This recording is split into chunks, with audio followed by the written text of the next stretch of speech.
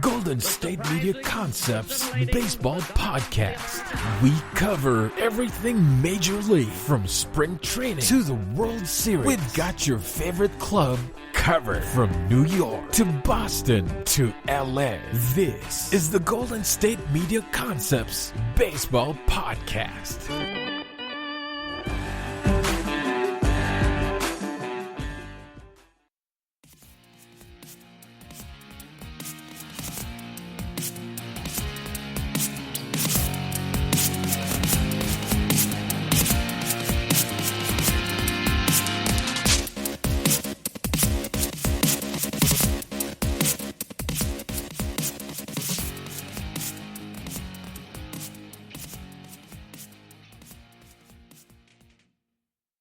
Thank you all for tuning in to the GSMC Baseball Podcast, brought to you by the GSMC Podcast Network. I am your host, Evan Worley. Happy Friday to everybody out there. I hope you guys have a great weekend set out ahead of you.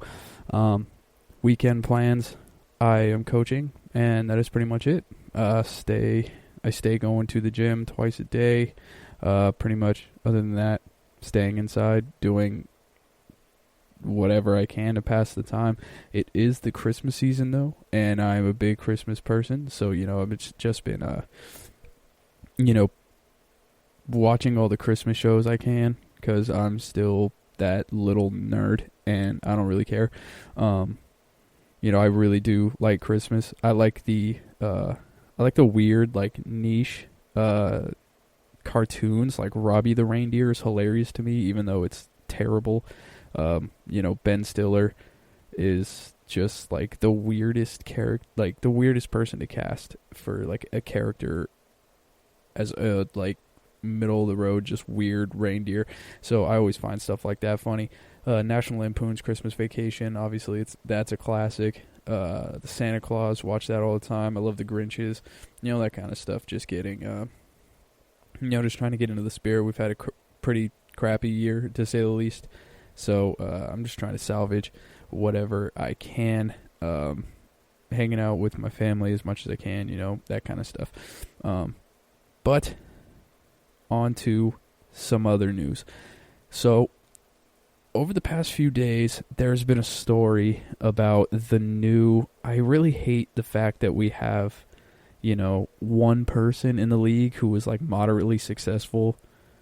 And I use moderately as a loose term, successful, who's, like, after 2 years, they go, oh, that's the new thing. It's not really the new thing. Like, they're already calling, they're making noise about a two-way player out of Cuba named Oscar Luis Colos. He's a Cuban defect. He's a two-way player. Now, everybody's calling him the Cuban Ohtani. I have my issues with that, and how everybody is so hyped on the two-way player. Like, the two-way player is fine, sure, but the fact that everybody's hyped on him to the point of, like, this player is going to be, franchise changing. Like, this is the new thing in baseball. It's not the new thing in baseball. It really isn't. Going down the list of players, I've looked up the biggest, like the greatest two-way players, or the list of two-way players, I should say, of all in like the history of the game, and none of them are really that good. We have two in the league right now with Ohtani and Michael Lorenzen. And, Michael Lorenzen is not that good at either side. He's not really that great of a batter. He's not that great of a pitcher. Shohei Ohtani, he's good at pitching, yeah, but he can't get his elbow right. And since pitching is ruining his elbow, you're not getting the batting that he should be. So I was looking at it, and I'm going to pull up, let me pull up the stats. So with Shohei Ohtani, let's look at him. He's played 3 years. So he's played 104 games in 2018. He's played 106 games in 2019, 44 games in 2020. Pitching, let's go to his pitching. His pitching, he didn't pitch it all in 2019. Started in 2018, then in 2020. So 2018, he was 4-2 with a 3.31 ERA in 51 innings. He allowed 19 earned runs. He had 63 Ks, 22 walks. He had a 127 ERA plus. He had a 3.51 FIP, a 1.16 WHIP, 6.6 hits per 9, 1 homer per 9, 3.8 walks per 9, and 11 Ks per 9. And then he did win Rookie of the Year. But that was Rookie of the Year was definitely not for his pitching. He started 10 games, sorry. So he started 10 games, got a decision in 6. Pretty decent pitching, right? Pretty good. Everybody would say that, oh, he's a good pitcher. But he tore up his elbow so bad that he could only hit, and in 104 games in 2018, he did a lot of damage. But it leads me to think, like, what would he have done if he didn't get injured and he only focused on batting? Because if he only focused on pitching alone, you wouldn't have got him at all. He would have blown out his elbow and he would have been done for the season. You would have got nothing. So let me think about it like this: if he would have focused all on batting, so let's look at his batting. He was a DH. Obviously, he had 367 plate appearances, 93 hits, 59 runs, 22 homers, 61 RBIs, 10 steals, 285 batting average, a 361 on base percentage, a 564 slugging, a 925 OPS, and an OPS plus of 151. Those are great numbers, but like I said, he was hurt with those numbers. So you really diminished the statistical output he could have had offensively because he blew out his elbow. Now, everybody's saying that didn't affect his swing. I don't believe that. If your elbow's injured and you can't throw, then that motion, like, it doesn't matter what happens. Like, it's going to affect the way that you play the game. It just is. And let's see. So with, excuse me. The next season, 2019, all he did was bat. But then again, he was still hurt because he only played in 106 of a total of 162. So he had 425 plate appearances. He had 51 runs, 110 hits, 18 homers, 62 RBIs, 12 steals, 286 batting average, a 343 on base, which is lower. He had a 505 slugging, which is lower. He had a 0.848, OPS, which is lower, and a 121 OPS plus, which is 30 points lower than the year before. He was definitely hurt, and it was still really affecting him and the way that he played.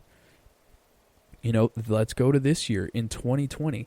In 2020, he made 2 starts. He had a 37.8 ERA. He had a major velocity drop. He went 0-1. He pitched a total of 1.2 innings, giving up 7 earned runs on 3 hits, 3 strikeouts, 8 walks, an ERA plus of 14, a FIP of 13.99, and then a WHIP of 6.6. He has tore his elbow to shreds due to his pitching, right? And then now we're going into the position of designated hitter again for 2020. So let's see how we did batting-wise. Batting-wise, in 44 games, he had 175 plate appearances. He had 29 hits, 7 homers, 24 RBIs, 7 steals. So his steals numbers went up. He had a 190 batting average, a 291 on base percentage, far lower. He had a slugging percentage of 366, over 150 points lower. He had a OPS of 657, almost 200 points lower. And then he had an OPS plus of 80, which is 40 points lower. Are you really saying that with the statistical output that he put together at age 23 season, where he won the Rookie of the Year, to now, after multiple elbow surgeries, are you really saying that he's like the two-way player's the future? Let's go to Michael Lorenzen. Let's go. Everybody would say he's more of a pitcher. I would say he's more of a pitcher than anything. So, Let's go to the pitching. In his 2015 season, his rookie year, he had a 4 wins, 9 losses, a 5.4 ERA, and 113 innings pitched. In 113 innings pitched, he gave up 131 hits. He had an ERA plus of 73, a FIP of 5.4, and a 1.659 WHIP.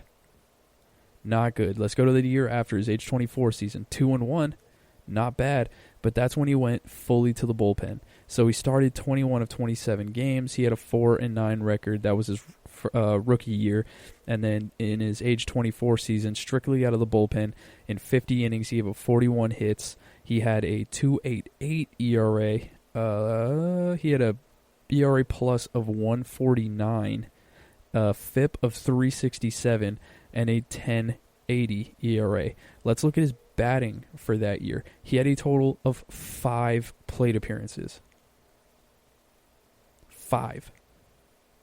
So he's focusing strictly on pitching and not hitting, and he was very good at it. In one of his 5 at-bats, he had a 3-run shot. But in 35 games, he had 5 ABs. And what do you know? He was better at pitching. Let's go to 2017. 2017, he played every single game out of the bullpen. He had played in 70 total games. He had an 8-4 record. He had a 4.45 ERA.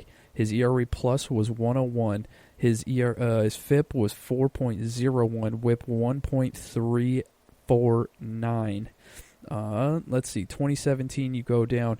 He had 12 total at bats. He had 1 homer, 1 RBI, and he had a 167 batting average. So he's considered a two-way player. Is he really? No, he really isn't. He really isn't. So his 2 best seasons pitching, he's not even hitting.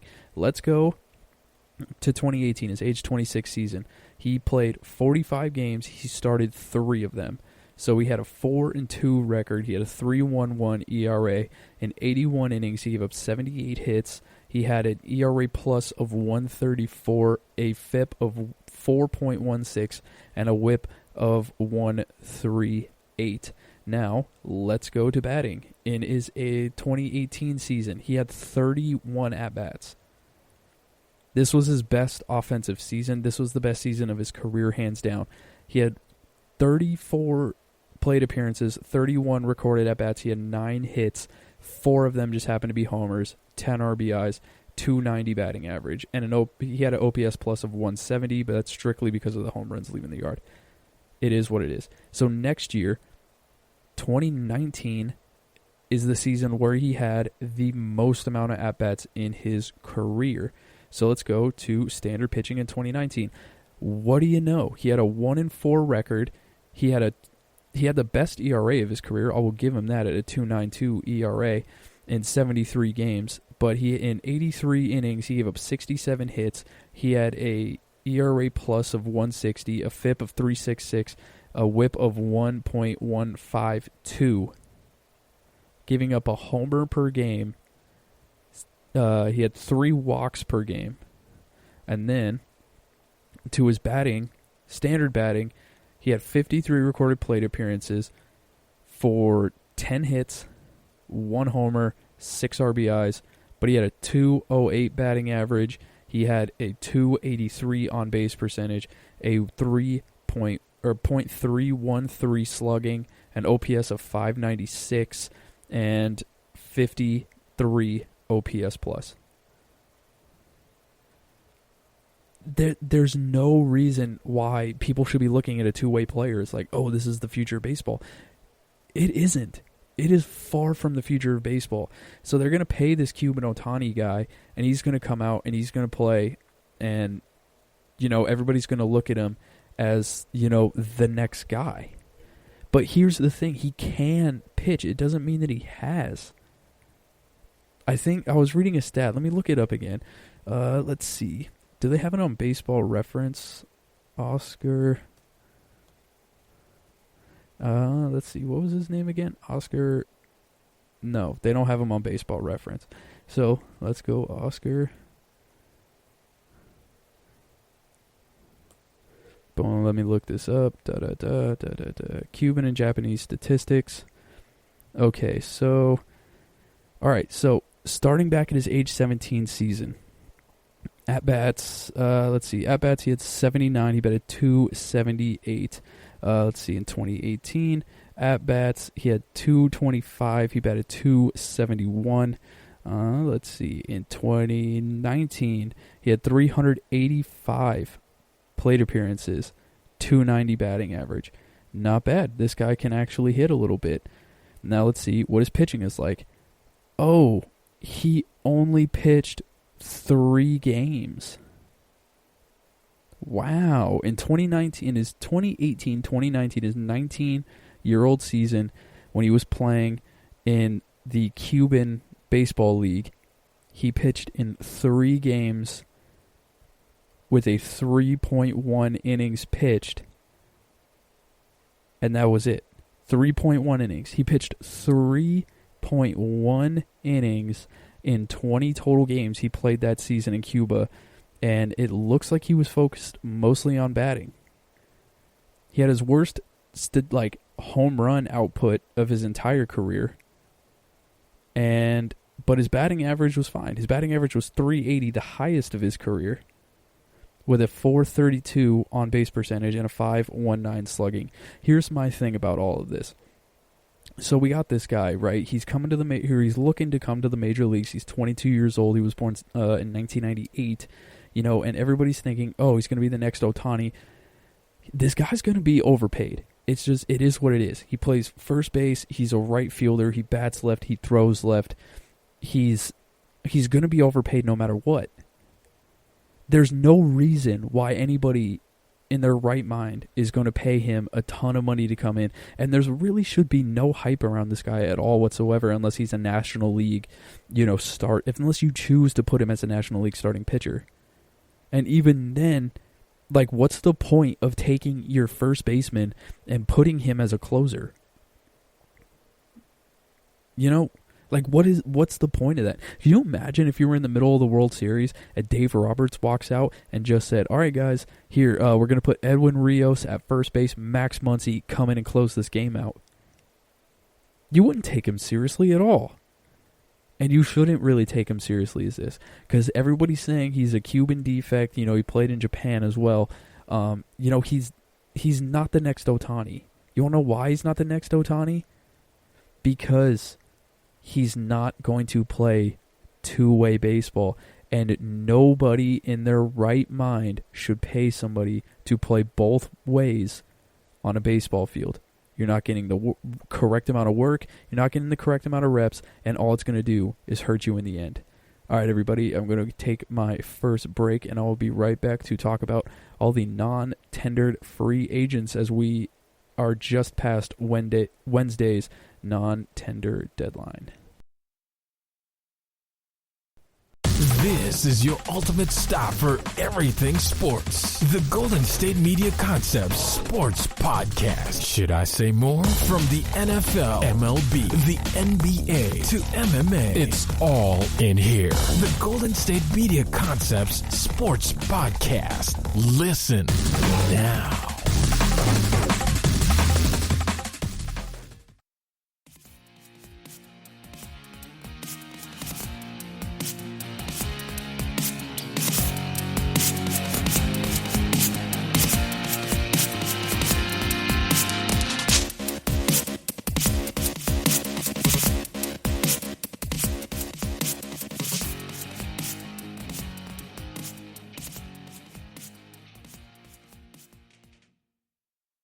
All right, everybody, let's talk about the non-tendered free agents. So, yesterday being, Wednesday, which is because, I record this on a Thursday. But on Wednesday, it was the deadline for the non-tendered contracts. Let's see. So, there was a total of 59 players who were non-tendered to be free agents. But after they were non-tendered, it became free agents. 3 of them immediately re-signed with their former teams for less money. It was Kyle Ryan and Dan Winkler of the Cubs and Kyle Farmer of the Cincinnati Reds. So that means there's 57 6 new free agents that we get to worry about this offseason. A few of them, a lot of them, I've probably never even heard of, but there are a few who are actual, game changers that, can do a lot for a team. And so I'm going to go team by team, checking out, who is new, who is a free agent, and if it was, if there's any real impact players going in. So I'm starting off with the American League East, starting off with the Blue Jays. The Blue Jays got rid of A.J. Cole, Travis Shaw. The Orioles got rid of Hanser Alberto. The Rays got rid of Edgar Garcia. The Red Sox kept everybody. The Yankees got rid of Jonathan Holder. No real big names on this list.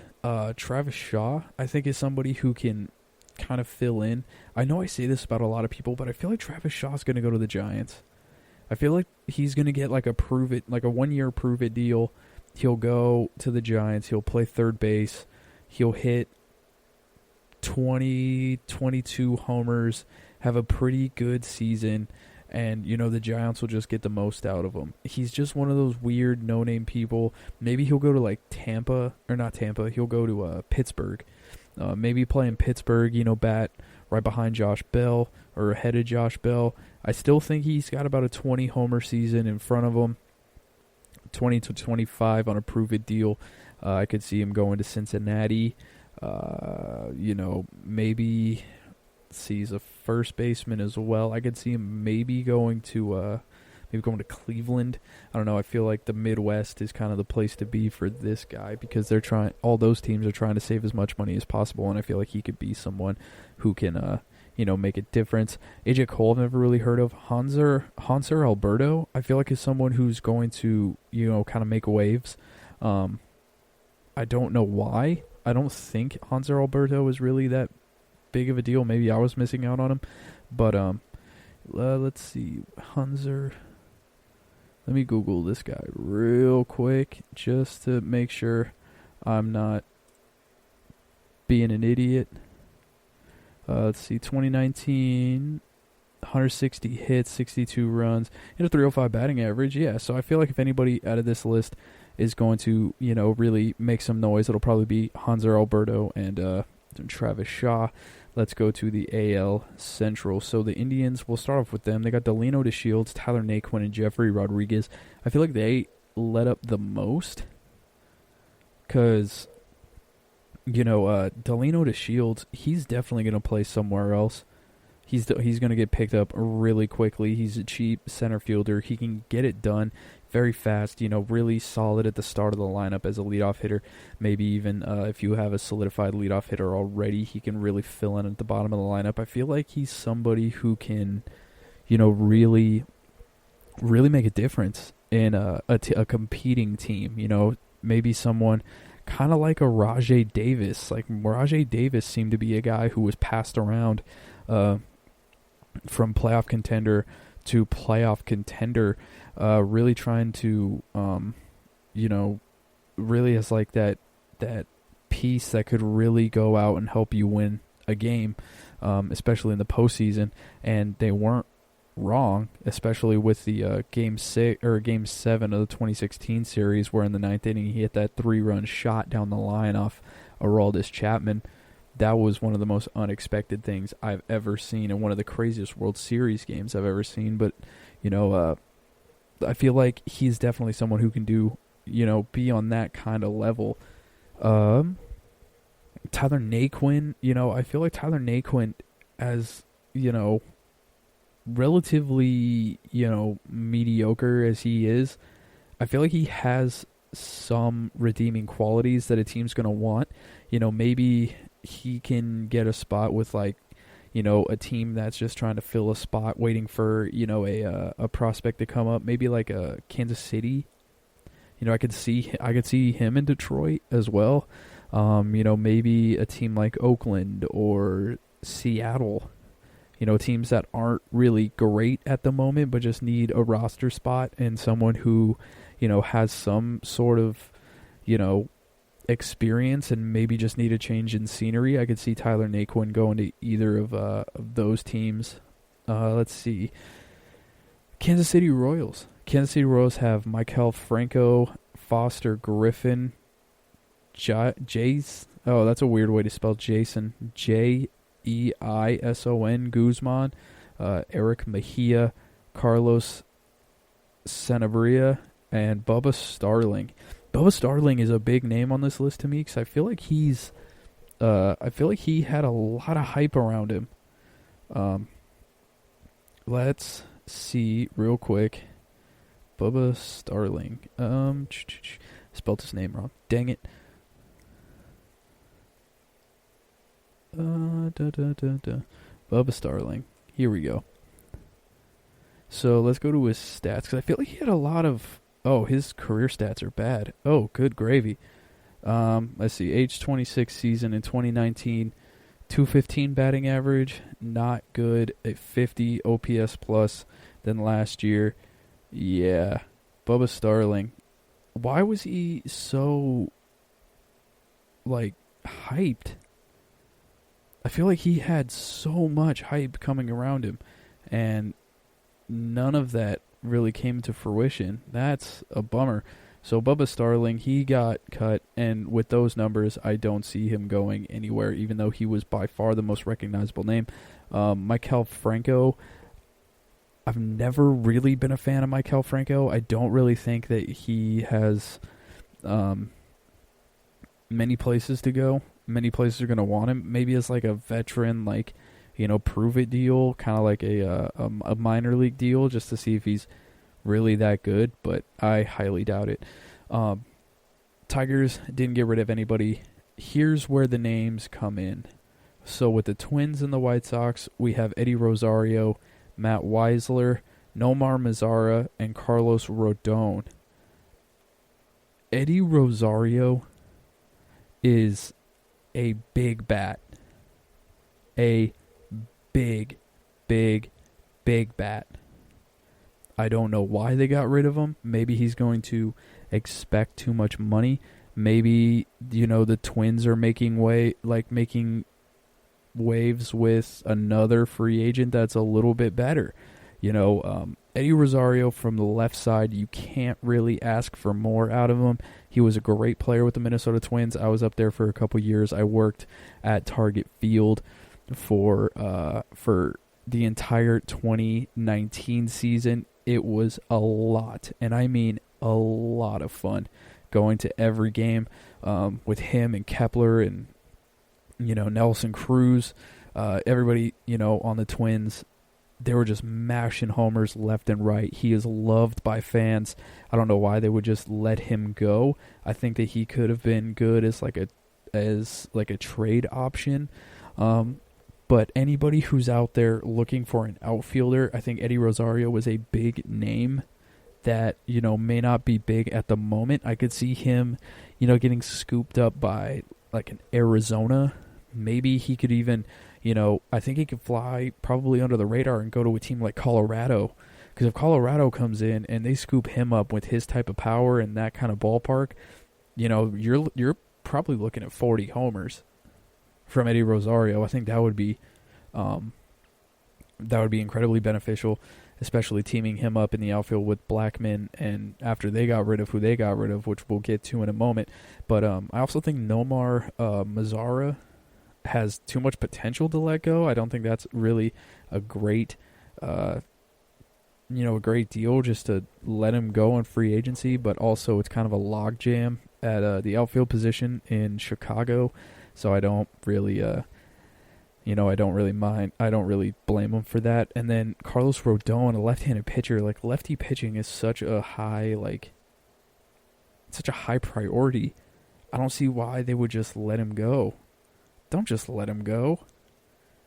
I would say stash him, if anything, sign him to a minimum deal or whatever deal is I don't know how much money they were able to get for him, but, or how much money they saved, I guess. But I feel like, they could have just done it and went to arbitration. I don't think he had the greatest numbers in the world. But, it is what it is. The AL West, they had very little movement. Only two teams tendered, anybody. The Angels and the Rangers. So the Angels got rid of Justin Anderson, Matt Andres, Keenan Middleton, Hobie Milner, and Hansel Robles, all pitching, which means they're trying to get different pitchers in. Hopefully. That's really what I'm hoping, because everybody knows how bad this pitching situation is. And then the Rangers got rid of Scott Heineman, Jimmy Herget, and Daniel Santana.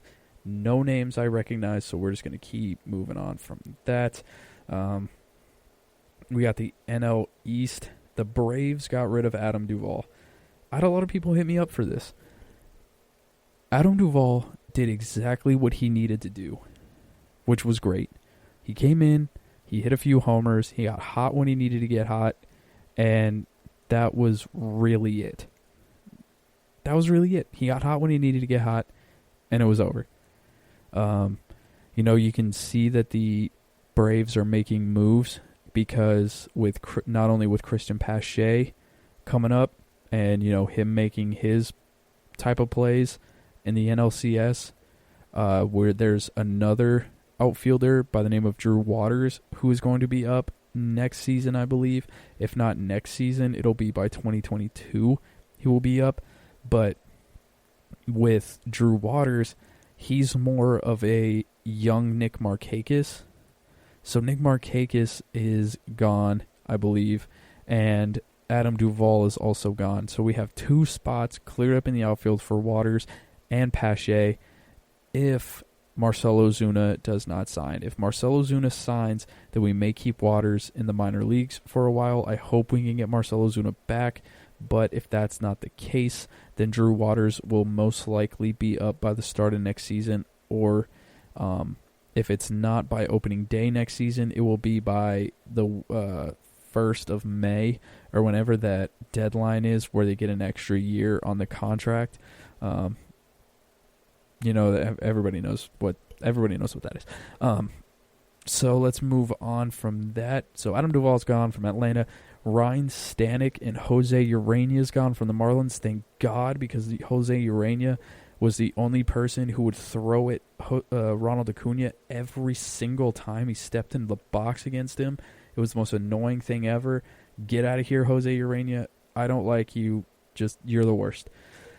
The Mets. So the Mets got rid of Ariel Jurado, Paul Sewald, Chasen Shreve, and Nick Tropiano.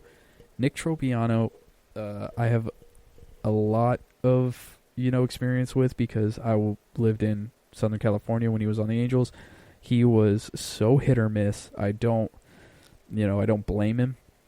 I don't blame the Mets for getting rid of him, but he will definitely go somewhere else, but it will not be on a big deal. It will be one of the, minor league contracts that, they just start him off in AAA, and then if there's a bunch of injuries, they'll bring him up just because he's had success. Let's see.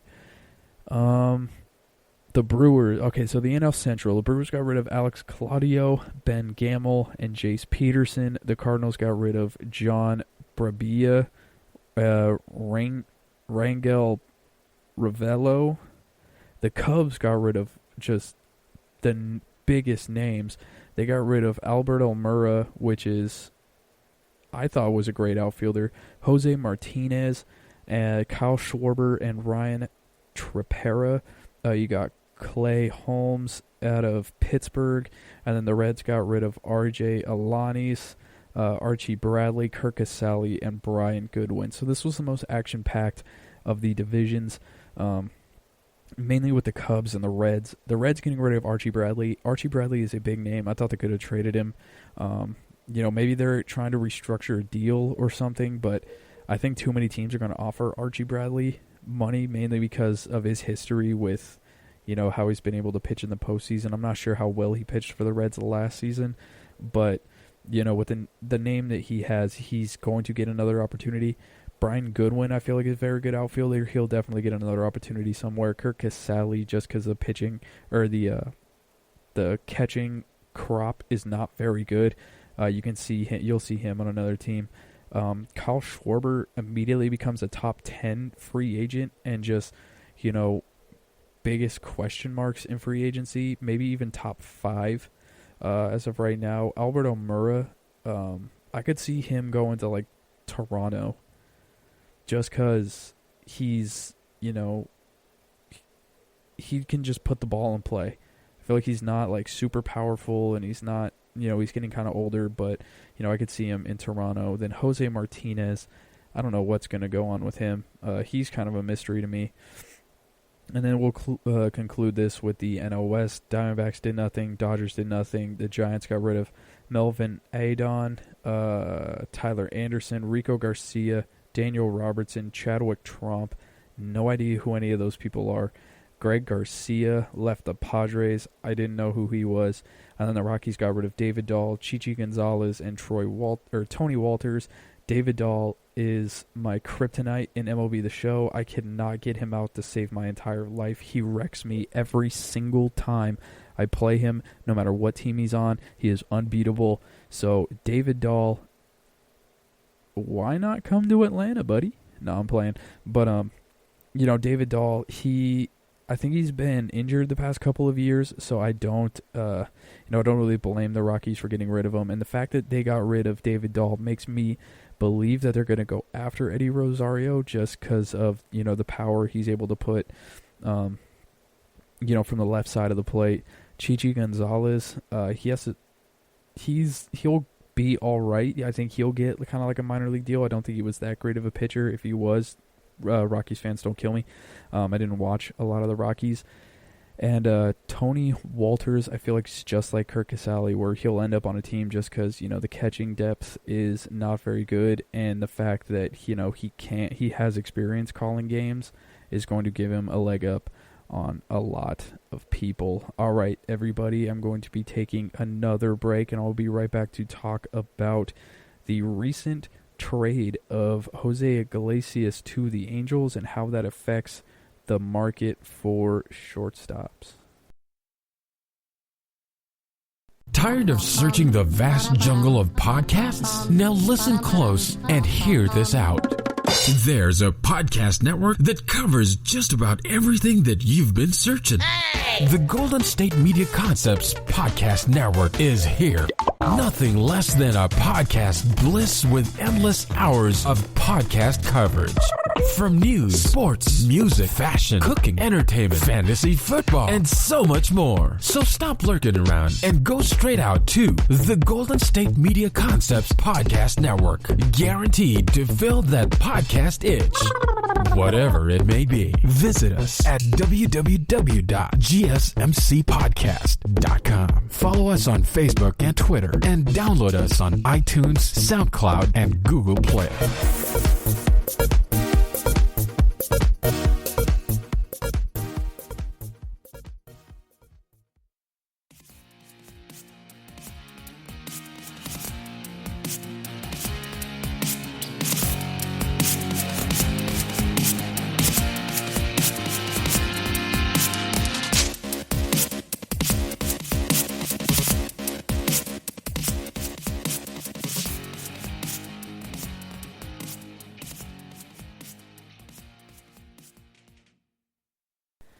All right, everyone. So, this has been, as we've all been aware of, this has been a very slow developing off season, which is normal in baseball. I have people texting me sometimes where it's like, I really wish that baseball was like basketball in a way where it was like, there's been probably 7 or 8. And I wouldn't even say big names. I would just say names in general that have signed since the free agent period started. And it seems like in the NBA, free agents sign pretty quickly. Same with the NFL, whenever anyone is a free agent, which is very rare, they sign rather quickly. And in baseball, it seems to be the most slowly developing free agent process. So, we're just holding on. And someone has to, break the silence. Someone has to sign first. Like, one of the big guys has to sign. And it looks like the Los Angeles Angels are a team that is tired of waiting to hear who's going to sign and when they're going to sign. So the Angels have traded Garrett Stallings and Jean Pinto to the Baltimore Orioles for Jose Iglesias. Now, there is a little bit of significance to this, being that the Angels general manager Perry Minasian. I can't say. I need to hear his name first before I just read it and say it, because I butcher every name. But this is his first big trade since he was hired last month, and it is said to be, it's pretty said to be important for the club to address the defensive needs in the middle infield. Andrelton Simmons is hitting free agency. The Angels, were one of the teams with a hole at shortstop at the start, of this off season, and the hole is plugged. They were able to get somebody. Jose Iglesias is a solid shortstop. He's been around for a very long time, but he's cheap. He's not, one of the more expensive players in the leagues, but he can hold it down. They acquired Jose Iglesias. They're bringing in a player who hit .373 last year, 3 homers, a .956 OPS in 39 games. He's only owed $3.5 million in 2021, which fills the need at short, but also allows them to potentially make a push at some of the, I would call it the core 4 of free agent shortstops next season. With it's Javi Baez, Francisco Lindor, Trevor Story, and then there's one other shortstop that I'm forgetting, who's going to be hitting the free agent market next year. I don't think that Trevor Story is going to hit the free agent market unless he's really trying to leave Colorado. If he likes Colorado, then it's Carlos Correa. That's right, Carlos Correa's free agent next year. But I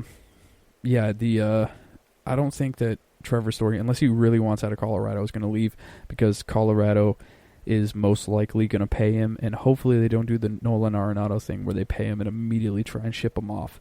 But it fills a pretty big need for the Los Angeles Angels.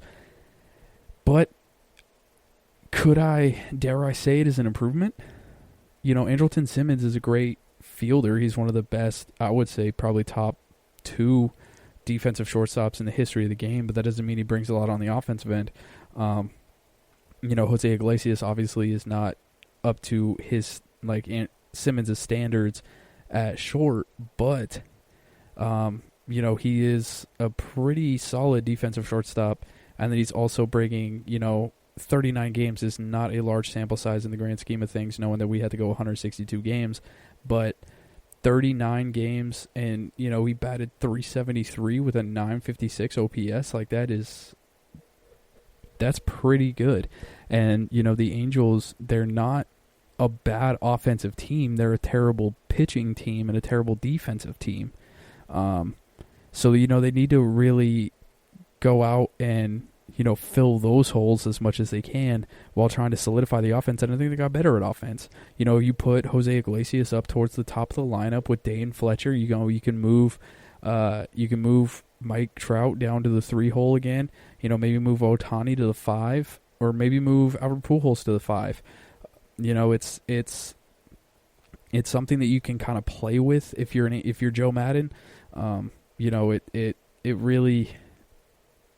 It's gonna be weird to see how he plays with it, but it's definitely something that Joe Madden can play with. He has definitely been, he definitely knows what he's talking about after reading his book.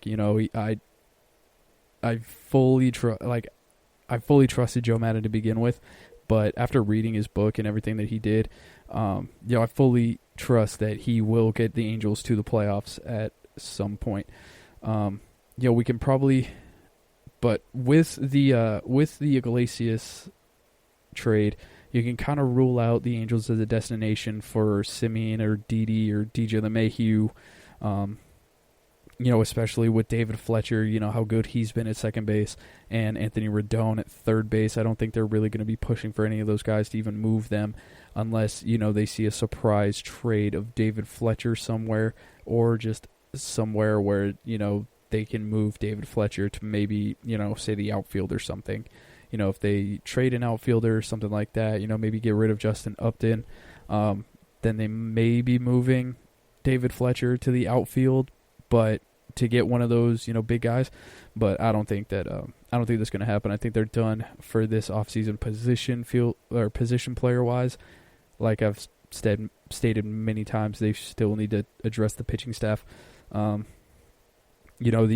Reds, the Phillies, the Yankees, the A's, and the Giants are still in the mix for a shortstop, so you can see them going after it next season. They could hold off to next season. Oh, that's who I forgot. I forgot Corey Seager. So it's 5 players. So it's Lindor, Story, Seager, Correa, and Baez all becoming free agents. I don't see Seager leaving at all. If Corey Seager's not leaving, especially after the postseason you just had. Come on. Javi Baez could be gone. Lindor's definitely gone. Trevor Story might be gone. Carlos Correa, I don't know who's going to want him after the type of hell that he raised. But Corey Seager's staying. Let's see. Let's go on to another shortstop. So Marcus Semien is gaining interest by the Cincinnati Reds. So this was reported on November 30th. Free agent shortstop Marcus Semien is among Cincinnati's potential shortstop targets. But they also put in quotes, he's certainly not alone. John Paul Morosi of MLB.com said that the Reds are prioritizing Semien as their shortstop, along with Andrelton Simmons and Didi Gregorius. It obviously doesn't stop there. They're exploring trade opportunities to get Lindor, Trevor Story, just to see what they can do with that. Freddie Galvis was the shortstop in 2020. He hit .220 and had a .712 OPS, 7 homers in 47 games before he hit free agency. So they definitely need I would say an addition, because he is not very good, or he wasn't that, Freddie Galvis was not that great. With Marcus Semien, I feel like he's good enough at shortstop to really do something, but if they're able to I don't see them being able to get Trevor Story or Francisco Lindor without giving up Hunter Green. And out of all the two-way prospects, once again, I just spent the entire first segment really just pooing on the idea of two-way prospects. But with being in National League team and having a guy like Hunter Green who can really, let's have him only hit, I don't think with the DH, the universal DH, if that's happening, which I agree that it should, make Hunter Green just a pitcher. I don't see him as somebody who is going to be a great two-way player, because I don't think two-way players are great. I don't they're just going to hurt. They just play too much and they're going to hurt themselves. They do way too much. There's 2 completely different types of training, but they're going to have to give up Hunter Green if they're going to trade for Francisco Lindor or Trevor Story. And I feel as if they need to keep Hunter Green. That's just, it is what it is. He is, he's young, he's a vibrant talent. He can pump 100 and 101. I think he touched 102 at one point. He can drive the ball out of the ballpark when he gets a chance to hit. That's just not something that you get every day of the week. He looks like David Price from the right side, to me at least, but maybe not mechanics wise, but just, he's got that tall presence. He's kind of got that, early David Price, that bulldog attitude. And, he looks like someone who's going to come in and he's going to do a ton of damage when he gets into the bigs, whenever that is, whether that be next year or the year after. I don't think he's going to be up this year, but, it's definitely something to look out for. I would rather see them go after Didi. I think Didi would be great for them if he's able to stay healthy. They'll be able to drive the ball out of the park. He's not a bad defensive shortstop by any means. He's able to really. He's played in clutch moments. He's been clutch in the clutchest moments. He knows what he's doing. He can. That's just something that you can't really take for granted. someone who's been there and done that and has put up those those numbers and those precious moments, because really going up against a 712 OPS, 7 homers in 47 games while batting .220, that's not a lot to live up to, and that was the shortstop on a playoff team. So any player that is an upgrade from that, you're looking at someone who you're going to need when you get to the playoffs. And with the fact they could, maybe miss the playoffs because, the subtraction of Trevor Bauer, you can't find that every day, especially as he just won the Cy Young Award. But I think that, having Didi Gregorius in that offense and having him on the field is going to bring a type of experience that Andrelton Simmons does not have. Trevor Story doesn't have, but Marcus Semien really doesn't. Marcus Semien doesn't really have it. Lindor does, but like I said, Lindor, you're going to have to give up Hunter Green. And, I think that's kind of too much. Especially if, you're not allowed to work a sign-in trade. Because with a sign-in trade, you're going to give a ton of money. You're going to give up one of your better prospects.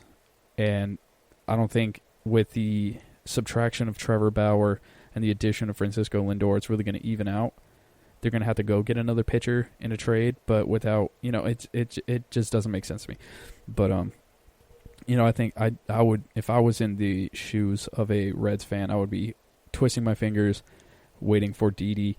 And lastly, news of the shortstop market. So on December 2nd, which is actually today, Jean Segura's name is coming around in trade talks. He looks like that the Toronto Blue Jays are interested. Segura split time between second and third base in 2020. He played shortstop all throughout his career in the minor leagues with the Angels, and when they shipped him off to Milwaukee in the trade for Zach Greinke, he was played shortstop there, but he moved to second and third because Didi Gregorius signed with Philadelphia. Segura hit .276. He had a .329 on base, a .421 slugging, 19 homers in 198 games in his career with Philadelphia. He's been traded 4 times since 2012.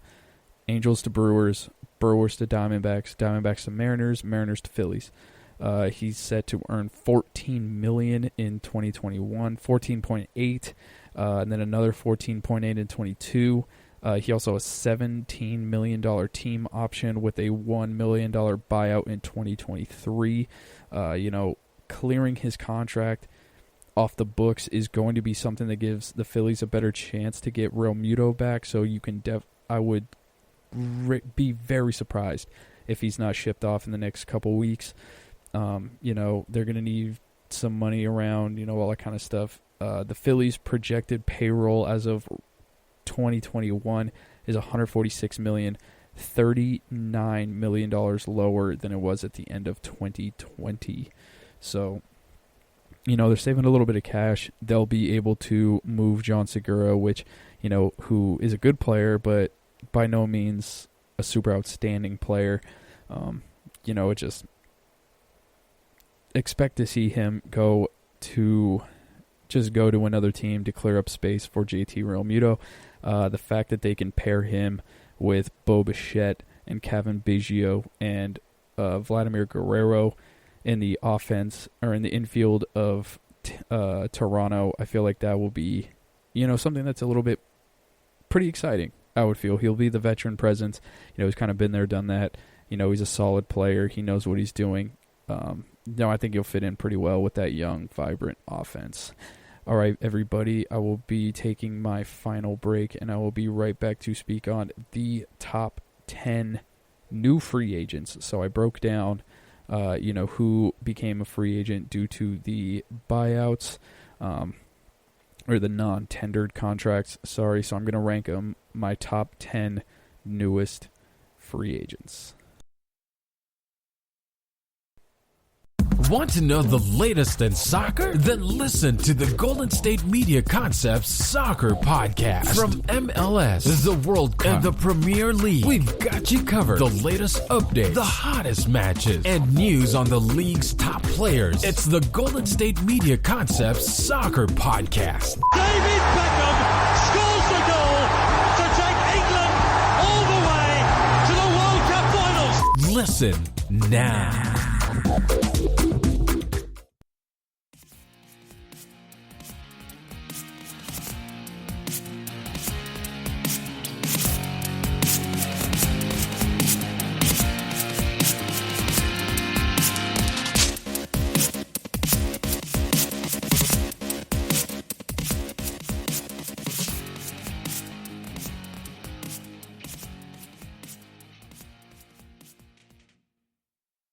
Alrighty, everybody, let's finish this show out and let's rank these new free agents. So I got the top 10. I pretty much just based this off of Fangraphs War. There's really not much else I could do about it. Some of these guys I haven't really seen. But let's start off with Kyle Schwarber. You know, Kyle Schwarber is technically the number one free agent based off of Fangraphs War that was released, you know, on the non-tender contracts. As we all know, he was a key part. Like, he was one of the biggest names on that World Series team in 2016, returning from a torn ACL and an LCL in his knee. You know, he hit .412 with a .971 OPS in the World Series that year. But he's never really been able to return to that form. You know, his struggles against lefties, everybody is well aware of up to this point. He's posted a 188 batting average, a 308 on-base percentage, and a 393 slugging percentage as a slash line, you know, over 59 games in 2020. So he played almost every game, but man, he was not very good. You know, I see him strictly as an American League player, you know, just completely taking the field away. Maybe, you know, I feel like a team that could come up and get him would be the Boston Red Sox. I feel like the Red Sox would be a team that would run up and give him, you know, whatever money he needed. You know, he's not going to be someone that you're going to have to pay top dollar for, especially after the last few seasons, but he does have that ability and shows what he can do. I feel like, you know, Boston is going to come in and kind of swoop him up. He seems like a Red Sox to me, you know, just putting him at the DH spot, see what he can do. You know, it's kind of a smaller ballpark anyways, besides, you know, that right field corner. So we'll see what Kyle Schwarber has in store. Number 2 is Hanser Alberto. You know, so he was put on waivers 4 separate times in one offseason. You know, but in Baltimore, you know, he was kind of the man this year. You know, he hit .299 in his first 2 years with the Orioles and put up a .394 batting average against left-handed pitchers. So definitely someone who is, you know, going to be sought after. You know, I could see him going to Toronto. You know, Toronto got rid of Travis Shaw. You know, they're maybe going after Jean Segura. I could see, you know, Hanser Alberto going, you know, north of the border, seeing what everybody's doing up there. You know, I feel like he's going to be the sneaky one who's not really the biggest name on the market, but, you know, is going to make a major impact wherever he goes. Now, my favorite out of all of these is Eddie Rosario. I expressed my love for him earlier in the show. You know, for the Bomba squad, he was the man. You know, he was not at the top of the list, but, you know, he did get some AL MVP award votes in each of the last 2 seasons. He does not have the best plate discipline in the world. His on-base rates are pretty low. You know, Minnesota might be interested in getting Rosario back, but I doubt that, you know, he will voluntarily re-sign for something something lower, especially when, he's gained some MVP votes, with the pop and the strong arm in the outfield. I think that, one team to look out for would probably be like the Arizona Diamondbacks or something. Maybe even Cincinnati. Maybe Cincinnati might bring him back to play right field. I do not know. Next is Brian Goodwin. So Brian Goodwin, speaking of the Cincinnati Reds, he was the Reds acquired him from the Angels in 2020 at the deadline. He posted a 47 OPS plus in 20 games with the Reds. Terrible. He can play all three outfield positions. He's just 1 year removed from his best big league season with the Angels. He had 17 homers and a 108 OPS plus. So Brian Goodwin is good. He can do some things, but I think that the change of scenery was something that he didn't really need, didn't really want. I think he was comfortable in Los Angeles, and since they traded him, he had trouble adjusting. Let's just say in the last 20 games of the season, he did not play very well. He was 53 points below the average outfielder in OPS plus. I feel like he can get it done for pretty much any team. He just has to find being in free agents, he has to find the team that he wants to go to. I think that's the whole point of what he has to go to right now, is where does he feel most comfortable. If the Colorado Rockies don't bring in, Eddie Rosario, I feel like Brian Goodwin could be a good match. I feel him going, to an American League team, maybe staying in the Central Division, but in the American League Central, I feel like he could be, somewhat of a playmaker there. I think he spent some time in Detroit, so I don't think that, he would go back to the Tigers, but, maybe the Kansas City Royals, maybe the Cleveland Indians bring him in, especially with, their struggles in the outfield and how they've been trying to, rid themselves of that problem. Maybe they can hope to strike lightning in a bottle the way that the Angels did with his 17 homer and 108 OPS plus season. Number 5 on the list is Archie Bradley. So Archie Bradley was the number 7 pick in the 2011 draft. In 2017, he was huge as a lights-out reliever, going to the bullpen. But, in the last 3 seasons since that season, he has a 3.51 ERA, 27 and only 27 saves. The Arizona Diamondbacks traded him to Cincinnati on the 31st, and he only made 6 total appearances with the Reds. Only 3 seasons off of his best year in 2017, and I remember him in 2017 was with the Diamondbacks during the wild card game, and he hit that triple to left center field. That's the Archie Bradley that I still have in my head. And, being not so far removed from that, maybe it was just a change of scenery thing. Maybe it was nothing that was anything too crazy, but, he experienced what the playoffs was like. And then, he was on a team that wasn't able to make the playoffs, and he just kind of got bored and just phoned it in. I could see maybe the Houston Astros going after him. I feel like the Angels should really make a push after Archie Bradley. I feel like he has something left in the tank, so maybe you can get him for something cheaper than normal and just hope that you're getting like a Dylan Bundy type thing where he just needs a change of scenery. And, maybe Joe Madden's leadership is able to get him, back where he needs to be. What's another team that I think Archie Bradley could go to? I would like to see him in Atlanta, but I'm going to leave them out of this. I could see the Nationals coming in and making a big push for Archie Bradley. They're 1 year removed from the World Series. They had a bunch of opt-outs last year. They're going to be able to make the push this year. I feel like Archie Bradley could be a big piece in that Washington Nationals bullpen. And then moving on to number 6, we have Curt Casali. Curt Casali, he brings some thump to the plate. He had 18 homers and less than 500 plate appearances in the last 3 seasons in Cincinnati. He had a slash line of 260, 345, and a 440 slugging percentage.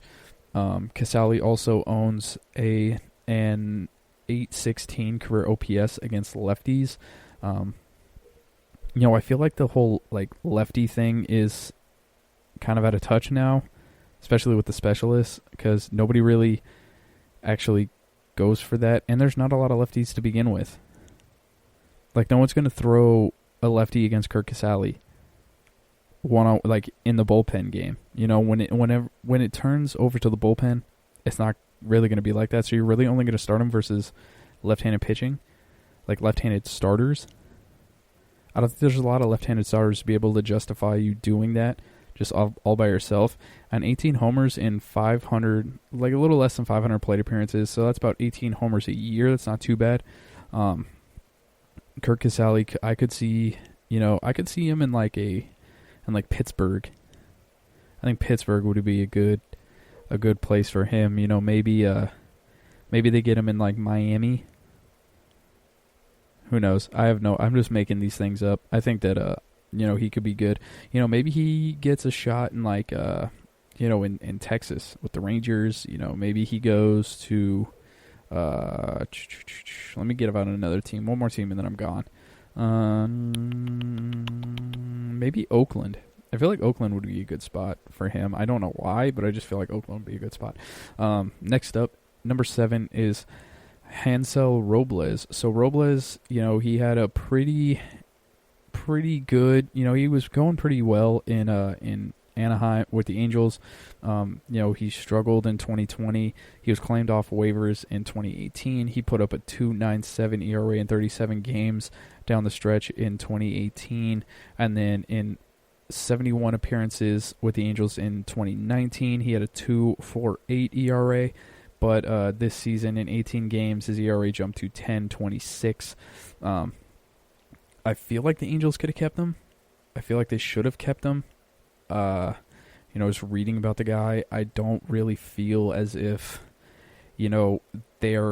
unless they have some big name guy that they are in talks with, that they're in the position to be giving up pitchers.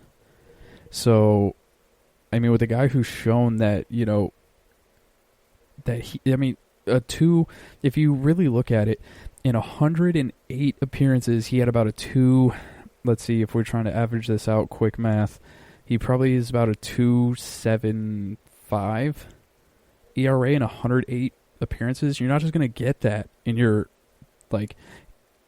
farm system, Angels. I really feel like you should have kept that. Maybe it was just a down year, you ride it off and then really ride into the 2021 season, and if he still hasn't bounced back, maybe you get rid of him next year, sign it to a 1-year deal. So let's hope that the Angels are able to get him back for maybe something a little cheaper.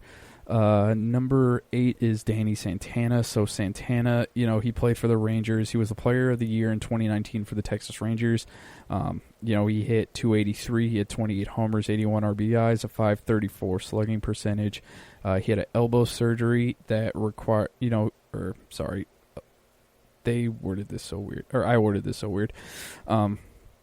He had an elbow surgery that this past September. So his opening day status is in question for 2021. Maybe they just let him go and told him that, hey, get better. And then if, when we see you down the road, we'll re-sign you if you're back and healthy. If not, we'll just let you go to some other team, whatever. I don't know what the situation was, but Danny Santana is up there. He has a 1.7 Fangraphs WAR ahead of these last 2 players. Number 9 is Adam Duvall. So Adam Duvall hit 16 home runs, drove in 33 in 57 games for the Braves in 2020. He had an OPS plus that was above average in his 2 seasons with Atlanta, and ranked 16th among hitters in barrel rate in that span. Basically, he gets bat to ball well, but he's not that great at putting bat to ball. Like, being a Braves fan, the numbers, the analytics are cool, whatever, it is what it is. He got really hot in September, I think it was, where he hit, 9 homers in the month. And, he hit a few in the postseason. He hit a few at the start of the year, but he got really, Adam Duvall can go through a stretch where he doesn't touch a baseball. It looks like he doesn't even see baseballs.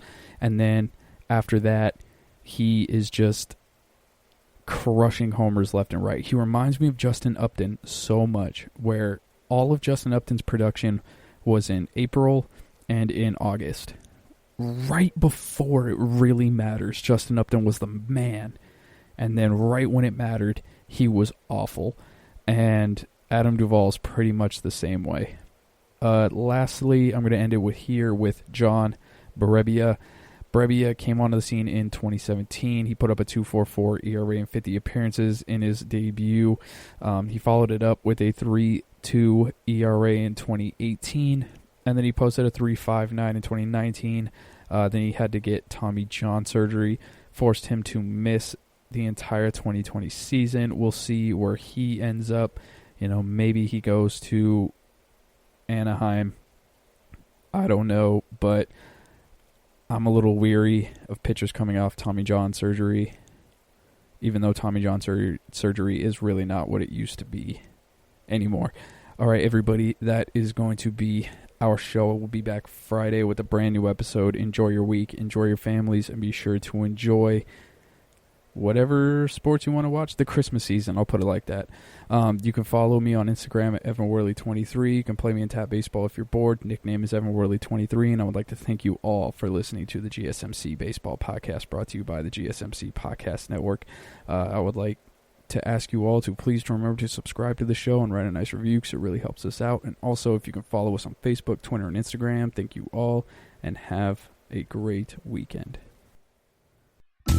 You've been listening to the Golden State Media Concepts Baseball Podcast, part of the Golden State Media Concepts Podcast Network. You can find this show and others like it at www.gsmcpodcast.com. Download our podcast on iTunes, Stitcher, SoundCloud, and Google Play. Just type in GSMC to find all the shows from the Golden State Media Concepts Podcast Network, from movies to music, from sports to entertainment, and even weird news. You can also follow us on Twitter and on Facebook.